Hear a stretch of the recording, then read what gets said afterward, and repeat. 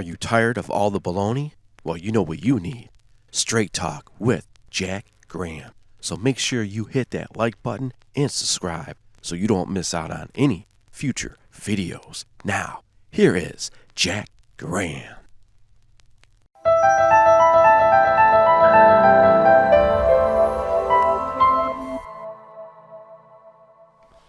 Welcome back, everybody.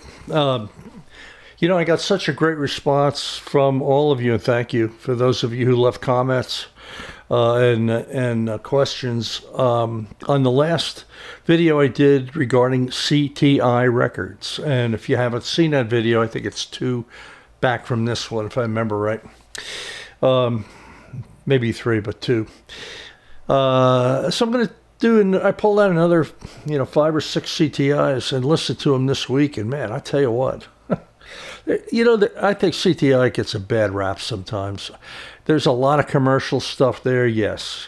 There's a lot of funk. There's a lot of, kind of jazz that maybe, people who aren't into, little more modern type sound at that, even now. Maybe they don't appreciate it, but there's a lot of good stuff there. And, in doing these videos, I've even opened my eyes to 1 or 2 records that, man, when I listened to them again, I said, these are really good. And I think, again, CTI may have gotten a bad rap. Creed Taylor, I said this in the other video, but Creed Taylor came from Verve and moved it to CTI. I went through the whole history of that of the label in the other video, so I won't repeat it. Just go check it out. I talked about their development, but I pulled a couple more records out today, and some if you don't have them, I recommend you getting them. I don't think it's because of this video. I don't think I'm that influential at all. But it seems that prices on CTI records have been going up in the past year anyhow. Maybe everything's been going up. I don't know. But let's talk about a couple. So this is a Japanese pressing of Bill Evans' Montreux 2 from 1970. Bill obviously recorded this at the Montreux Jazz Festival. It was his second time at the Montreux Jazz Festival with Eddie Gomez and Marty Morell. CTI 6004. Of course, this Japanese one has a different number on it. Japanese pressings. This pressing is a little brighter, a little bit less of the low end that sometimes CTI Records seems to pump out. But this is a great sounding record. Japanese pressing's good. This is, it was done in 1970. This CTI used King in Japan, and King did a great job in mastering. It was remastered by a Japanese engineer and repressed at King. It sounds really good. Some of the more familiar Bill Evans tunes are on this. What's interesting about this is that there's a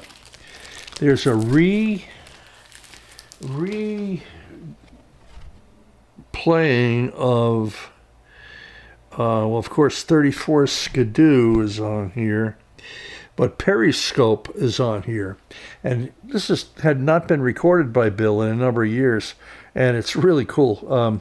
It's a tune that Bill didn't play very often, but he really liked this audience that night in Montreux in 1970, so he played Periscope.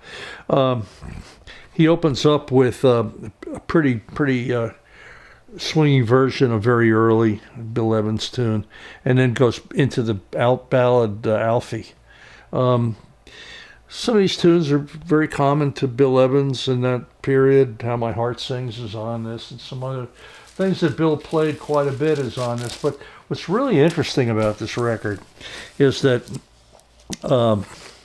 this is right about the time that the way that the bass was recorded changed, in that the electronic pickup was introduced. And if you listen to Eddie Gomez play on this, it sounds different than certainly on the Riverside stuff. And it's much more present in the trio. I think it sounds really good. And again, it was one of the one of the things that was happening during this time in 1970 when electronic recording changed quite a bit. But this is a great record. Bill Evans, Montreux too. CTI. This is a must-have. Here's another A&M. Again, A&M became CTI, or CT. They kind of merged into one. Wes Montgomery did a lot of tunes on here, as did Joe Beam and some other people. This was done in 1967. Chick Corea's on this on piano. I'm sorry, Herbie Hancock's on this, if I remember right. Yeah, Herbie and boy, I'll tell you, it's an all-star group. I want to think that Ron Carter might be on this, but I'm going to check because I should know this. Let's see who's on this. I know Herbie's on it. Yeah, Herbie, Ron Carter, and Grady Tate is on this. And look at this, 2, 4, 6, 8, 10, 12 violins, 4 flutes with bass flute. Phil Bodner is playing on this. I did a few things with him. He's a reed player, good player. And a French horn. And 3 percussionists. Viola, cello, and harp. So almost not a full orchestra, but, a mini orchestra. Recorded at Van Gelder's studio. And Wes Montgomery, A Day in the Life. So typically, when I look at records that have, 10 tunes a record, 5 a side, that range between 3 and 4 minutes a side, I kind of stay away from. But, I remember when I bought this, I hadn't listened to it in a long time till last week. And, they're Watch What Happens, When a Man Loves a Woman, Eleanor Rigby, Willow Wait for Me. But there's also some other tunes in here. The Joker's a great tune. A Day in the Life is a great tune. Sebesky did the arrangements for the strings and the other instrumentation. Wes plays great on this. And again, I said it in the last video. Pat Metheny made the comment, and I think he's 100% correct. Wes Montgomery never made a bad record. Is it a little more commercial, perhaps, than Wes's Riverside stuff? Yeah, absolutely. But it's a great record, and it sounds great, and the orchestration's really amazing. Pick this up, and they're around. A Day in the Life on A&M. It'll say CTI on the bottom here, but it's A&M. I think Bernie Grunman did the arrangements to this. I think he was working on A&M at the time. I know he did almost all the A&M stuff until he left and put his own studio together. Oh, here's another one.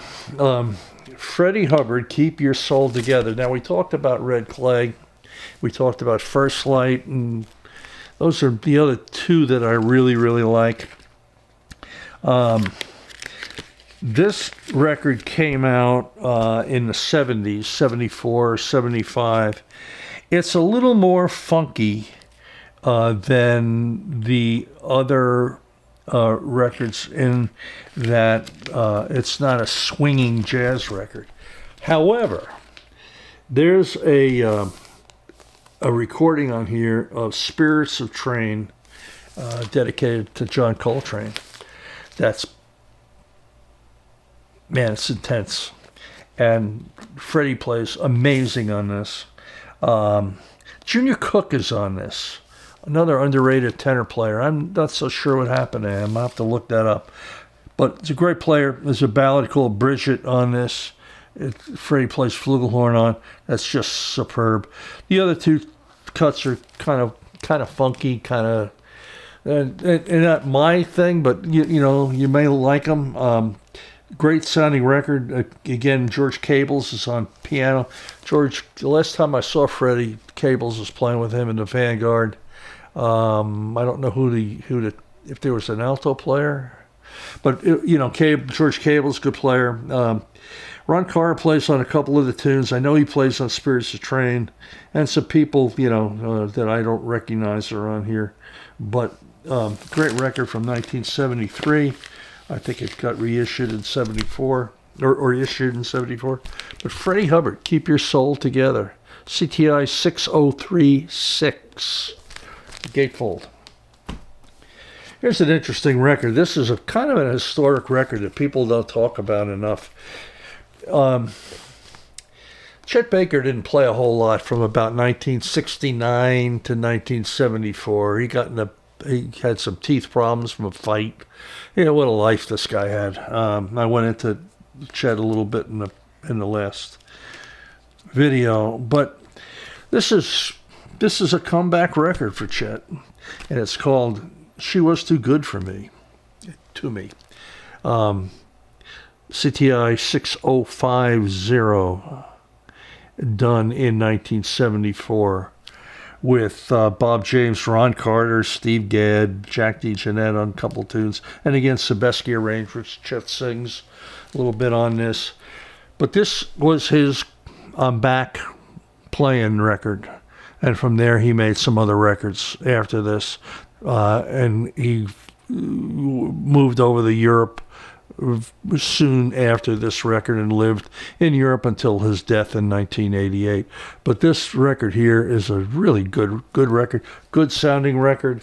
Again, there's only 3 cuts on each side, and Chet can stretch out a little bit as can the other people. There's a kind of a one funky tune on here. I think Autumn Leaves is on here. Yeah, Autumn Leaves, and some other tunes. It's just a great record. She Was Too Good to Me. 6050 CTI 6050. Someone sent me a comment, and they asked me, "What about Stanley Turrentine Sugar?" And I said, yeah, what about it? Because I blew it. I should have had that in the other video. And for whoever that was that commented, thank you. I pulled that out, and man, George Benson, you all think of George Benson from kind of what we know of him playing and singing. But man, he could play. He could play guitar when he wanted to play. I mean, he was right up there with any of the top guitar players, jazz guitar players. Ron Carter, Freddie Hubbard's on this. CTI 6005, so it's an early CTI 6000 series. There's a version of Impressions, the John Coltrane tune on here. Man, just plays Stanley Turrentine. We know him from the Blue Note years, that soul, big, fat, kind of Gene Ammons, Coleman Hawkins type sound. But just a soulful player. Lonnie Smith is on guitar here and plays exceedingly well. But this is a great record, I think, that I would highly recommend to you all. And it's one that, thank you for the comment. It made me go back and listen to. Sugar. Another Stanley Turrentine I pulled out that, again, I'm not sold on the whole record, but there's 2 or 3 tunes on here. And this is a record called Cherry, and of course this is the music on vinyl version on Pink. You can still find this. It's recorded well, and music on vinyl. This is a numbered thing. I think they're still around. I think you might pay $30 or $40 for it, but it's a good record, and he does a really great rendition of Speedball, Lee Morgan tune on this. Again, very similar to Spirits of Train in the intensity of the swing. And Milt Jackson is on here as well. It's one of those records that they let the people play on for the most part. And this is CTI. I don't know if it has a CTI number, unfortunately, on here. It's got the music on vinyl number. But it's Cherry, and it's a great Stanley Turrentine record. And I've got 2 more. Of course, I talked about this in a prior video. I pulled it out to listen to again from 1975. Paul Desmond, Pure Desmond. And I'm a Paul Desmond nut because I just love his sound. in an era that everyone wanted to play like Parker. Here comes Paul Desmond, Lee Konitz, some other people that just played with a much different sound and as intense and as beautiful. But, he's not trying to sound like Charlie Parker on here. What's funny is I'm not going to get it to Parker. Maybe I should do a video on Parker. Parker, he was a descendant of other alto players, Benny Carter and just great player. But everybody wanted to play like Parker. And here comes Paul Desmond again with Ron Carter. Connie Kay and the great guitar player, I think he's no longer with us, Eddie Bickert. And if he is, Eddie, I'm sorry. But I really love his playing. I have him on some other records. And we talked about this in another video. This is one of, I think, CTI's great recordings. Pure Desmond, Paul Desmond. If you don't have this, this is a must. A record that someone mentioned to me, I pulled it out again, I listened to it, and it's an interesting record. I love Joe Farrell's playing. I know Joe from the Mel Lewis, Thad Jones band that I used to go listen to many Monday nights at the Vanguard when I lived in the New York area. And I love he's another great player. This record's called Moon Germs, and it's CTI 6023, and it's a good record. It's an interesting record, but I think it's one that people like me who are into, I'll just talk CTI language here, the Stanley Turrentine records, the Pure Desmond record, the Milt Jackson stuff, the Freddy Hubbard stuff. This is a little more outside. And for the time when this came out in the 70s, it was even fairly outside. But it was that time when music was changing quite a bit, and CTI was at the forefront of that. And this record came out in 1973 against CTI 6023 with Herbie Hancock, Jack DeJohnette, Stanley Clarke. I'll tell you straight out, this is just me. I know people love his playing. I'm not really a Stanley Clarke player. I'm more of a Ron Carter, Ray Brown, John Clayton, player, bass enthusiast. It's just my taste, and he does play well on this record. There's a great version of a Chick Corea tune called "Times Lie" on this. That's very interesting. It's a little more outside than the normal stuff, but I think it's something that you all should listen to. Sonically, it's superb. It's really done well.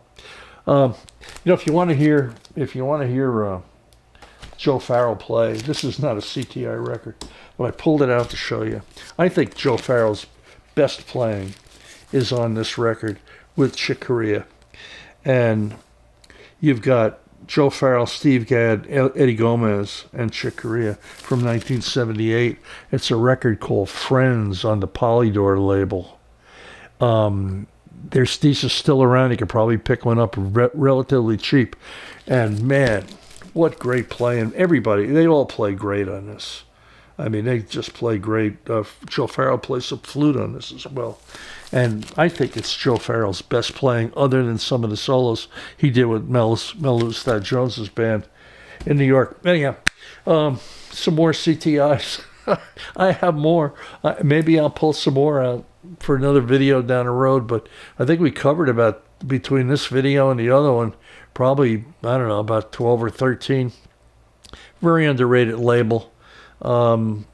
Gets a bad rap, I think, sometimes, but it's certainly worth going back, 50 years later and saying, this stuff is well worth listening to, well worth having, and pick them up now because they're getting pretty hard to find good copies of this stuff. It's going to get harder and the price is going to go up. So anyhow, thank you again, and until next time, we'll see you soon. Thank you. Bye-bye.